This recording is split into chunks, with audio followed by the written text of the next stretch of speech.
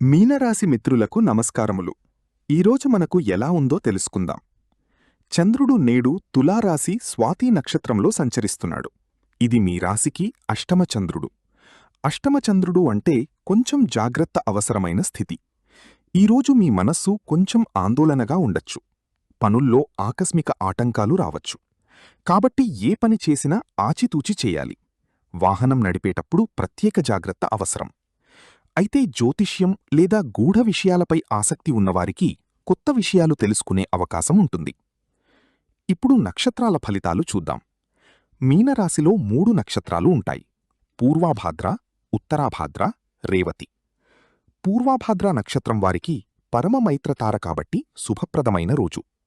కష్ట సమయంలో మిత్రులు, పెద్దల సహాయం లభిస్తుంది. ధైర్యంగా ముందుకు సాగుతారు.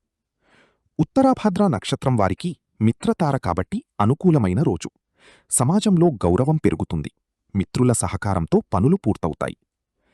రేవతి నక్షత్రం వారికి నైధనతార కాబట్టి కొంత జాగ్రత్త అవసరం. ఆర్థిక విషయాల్లో, ముఖ్యమైన పనుల్లో జాగ్రత్తగా ఉండాలి. ఆవేశపూరిత నిర్ణయాలు తీసుకోకండి. ఇక పంచాంగం ప్రకారం ఈరోజు శుక్రవారం. ఇది లక్ష్మీదేవికి ప్రీతికరమైన రోజు కాబట్టి శుభకార్యాలకు మంచిది. సిద్ధియోగం ఉండటం వల్ల ఆటంకాలు వచ్చినా చివరికి మీరు విజయం సాధిస్తారు. మీ ఆలోచనలు మీకు సరైన మార్గం చూపిస్తాయి.